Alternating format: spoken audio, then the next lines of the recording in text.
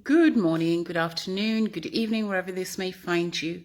My name is Juliana Nambiru, and I am a Ugandan citizen who likes to comment on what goes on in our country and basically talk about what actually this regime is doing to our people. The reason I'm making this video today is because it's the day after the by-election in Hoima. And as expected, the election did not or has not respected the will of the people. And as I go on, I'll explain why I came to that conclusion and why, what is the purpose of me making this video. Hoima is found in the western part of Uganda in the Bunyoro sub-region, and basically takes up is part of what they call the oil-rich Albertine region. Therefore, this area or this region is of strategic importance to this regime to ensure, because that's where the oil is. And as everybody knows, the last few years, they've been sort of stealing or secretly extracting oil and selling it on the black market through Kenya. So obviously, maintaining control of that region is of strategic importance. Therefore, they would not have allowed it to go to opposition hands. And that is why you saw literally warfare or military hardware that should only be seen in times of war on the streets of Hoima the last 2 weeks. You saw deployment of special forces from Museveni's sons, Muhoozi Kainerugab's team, or I don't know what you call them, the SFC, the special guards or the red tops. They kind of were everywhere. And all of these were intimidation tactics to ensure that the region remains in the hand of the ruling regime. Because, as I said, it's of strategic importance because of its mineral wealth or its oil wealth. So despite that, despite the region being very wealthy, the ordinary person in Hoima, or the ordinary citizen, has not at all seen the benefits that have come from the oil.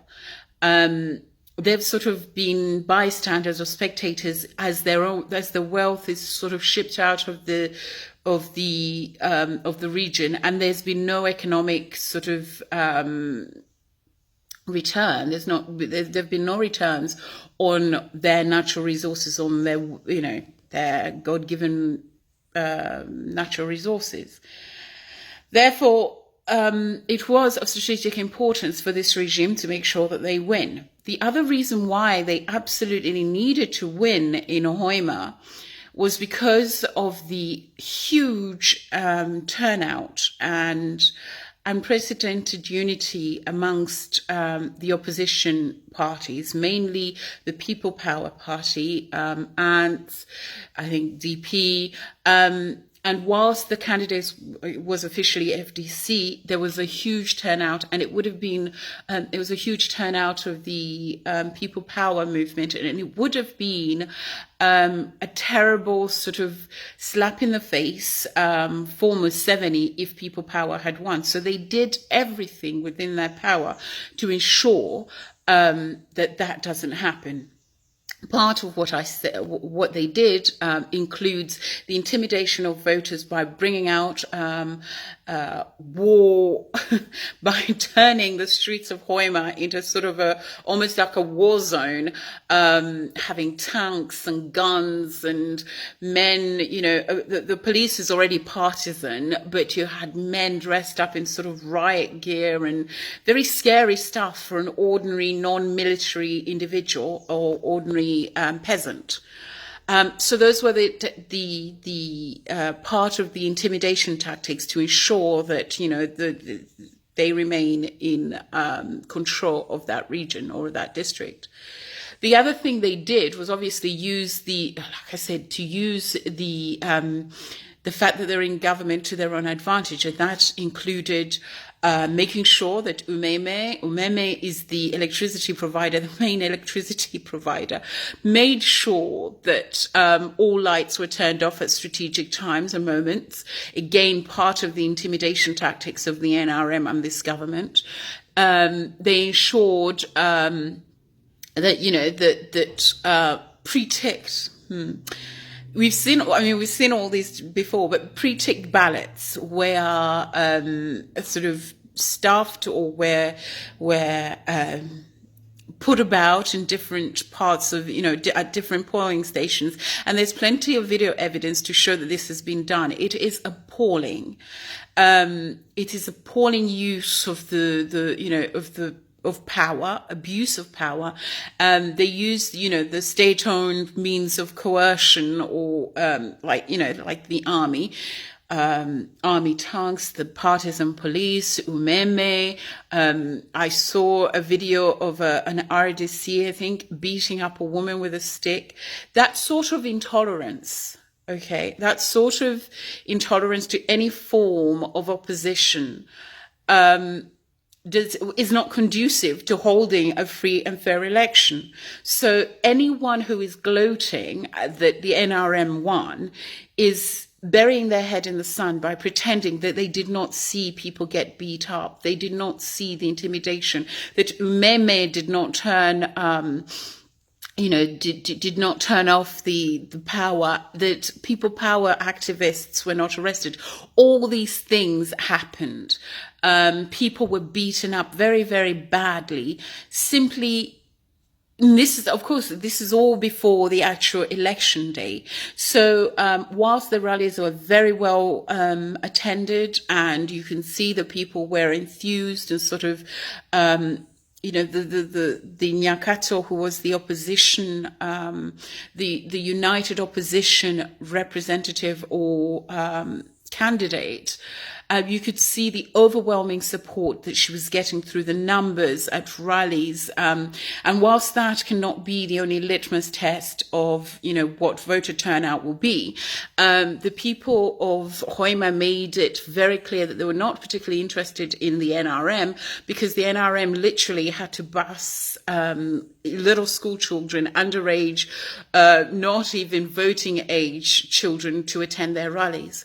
So, and yet you had, rallies packed for the opposition members, when they came into town. So you saw that Nyakato had the will of the people and the support of the people. However, again, when it comes to election days, they do what they do best. We've seen this before. We saw it in the previous election. They staff, election boxes arrive late, or election material arrives late in the city centre. Pre-ticked boxes are found, intimidation, violence, election violence, but really sort of, and this time it's been caught on camera, so it's no longer a case of, the opposition's crying crocodile tears because they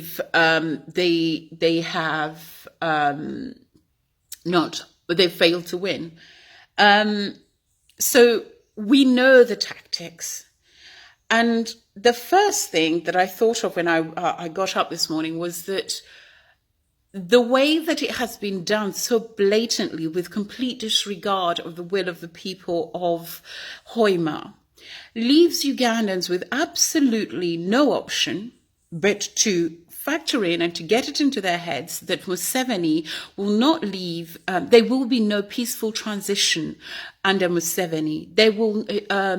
The idea that Museveni can be removed via the ballot box is a sort of is a futility. Museveni came by the gun. The way that he, the grip and the way that he's currently running Uganda, he's making it almost impossible for any other form of transition to happen unless the people of Uganda revolt, stand up and say enough is enough. We have had enough. Now, the natural reaction when you see bullies is that you're intimidated, you're fearful, and you sort of recoil into sort of your shell, and you say, you know what, doesn't matter what we do, they win anyway. I think what Hoima should do is galvanize people. It should energize people. It should be a rallying call to Ugandans to wake up and to realize that it's going to take us Ugandans to fight for this, and by any means possible. It's no longer, it's of no use continuing to play this electoral game that Museveni, where Museveni, you know, puts on the pretends to be democratic and puts on a charade for foreign powers, say, oh look, every 5 years we have elections and blah blah blah, and all they really have to do is to get the voters out. Well, actually, if you're holding guns to people's heads and through intimidation and putting tanks on their streets, do not be surprised that people are sort of running away and shying away. People want to protect their lives. And you have made it clear that you will kill and you will stop at nothing to ensure that you stay in power. You know, you didn't just stop at changing the constitution. You imprison people for talking. People who you will throw mothers in prisons for daring to speak up to you and to speak truth to you. And by that I mean people like Stella Nyanzi. You continue to terrorize her, to persecute her, and to sort of brutalize her. And when people, these are all bully intimidation tactics. And when people see that, they sort of, the natural tendency is to say, let me get back into my little corner. What I think Hoima has done is made it very clear that all options are on the table.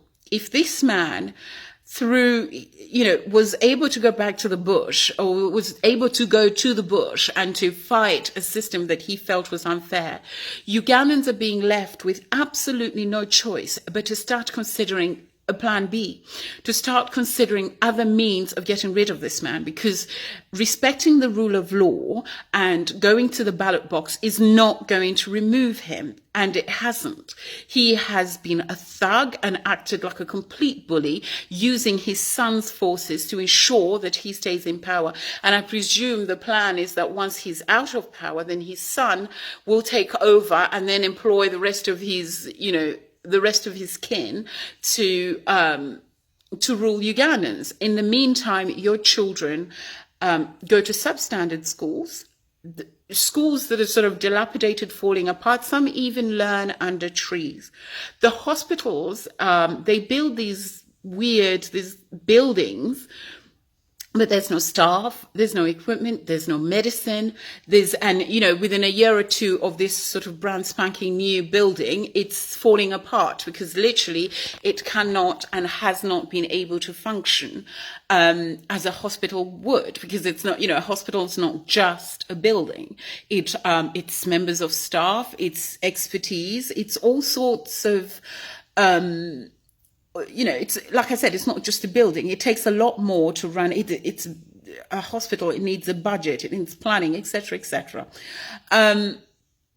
So whilst your children are dying, your mothers are dying in their hospitals, theirs are being flown to Germany, to Europe, to the UK to give birth to children.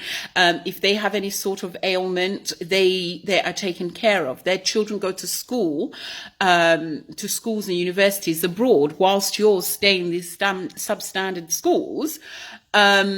This is the drum we've been beating as members of the opposition for a long time. And it's time that Ugandans woke up to the reality, to what's actually happening.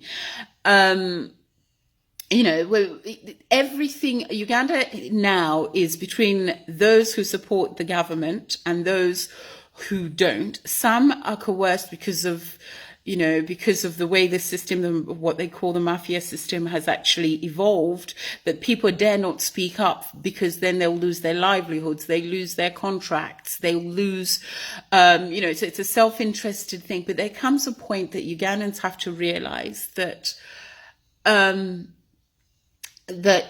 whilst you might be safe, or you think you're safe under the regime, it's a mirage. You're not at all safe.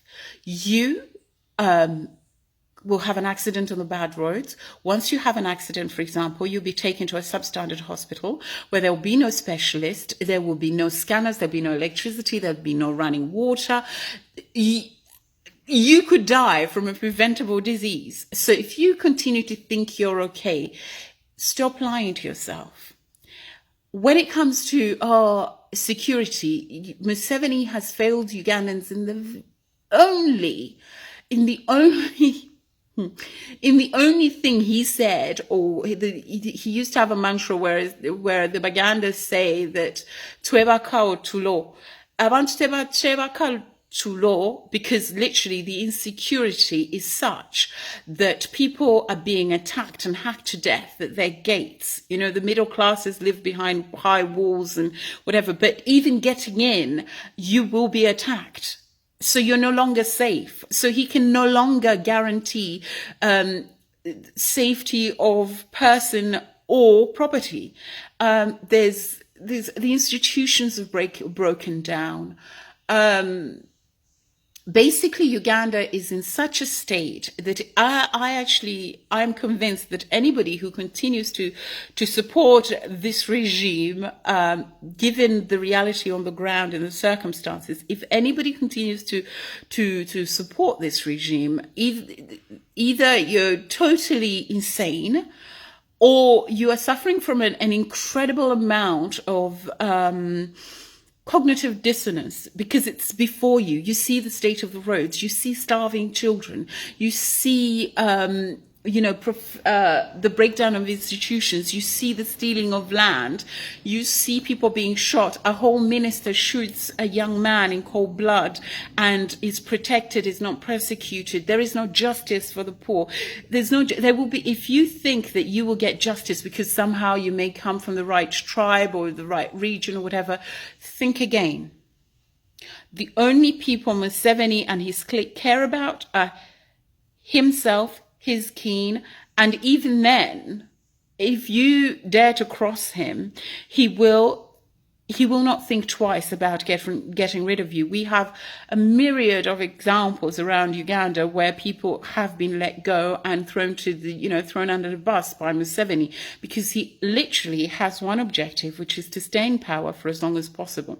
And he's trained his son, or his son has trained battalions of special forces to ensure that is what happens. So the idea, all this to say that the idea of peaceful transition in Uganda is becoming a pipe dream. Ugandans, and especially the opposition members, have to go back to the drawing board. We need a new strategy. We need a strategy to get rid of Museveni that will not necessarily go by the ballot box, because the ballot box has proven over and over again in, BCJ, FDC, it has proven to be a futility. He will not go via the ballot box. Therefore, all options are on the table. It is our constitutional right as Ugandans, as the people of Uganda, if we do not agree with the abuses, with the regime, to change and to do whatever we need to do with, by whatever means necessary to ensure that our country gets back on track. So in conclusion, what I really hope that you take away from this is that do not be discouraged by what happened in Hoima. It was expected, but it's almost like it should act as a catalyst and should remind you of the need to go back to the drawing board and come up with a new strategy. Ugandans cannot rely on outsiders to do this for them. Western powers are propping up Museveni. They are the reason this man has stayed in power for so long. They use the UK taxpayer, the American taxpayers, through their governments, continue to subsidize Museveni because of his continued presence in the Horn of Africa. And because of that, these the EU, the UK, the USA will not come to the rescue of Ugandans. The only people who can rescue Ugandans and bring about the meaningful change that we need are Ugandans ourselves, nobody else. We are the only people who can save ourselves. We cannot rely on the ballot box, the rule of law, institutions, the judiciary. We cannot rely on foreign powers. We have to do it ourselves. And that includes me, you, those on the ground in Uganda, the people in the diaspora.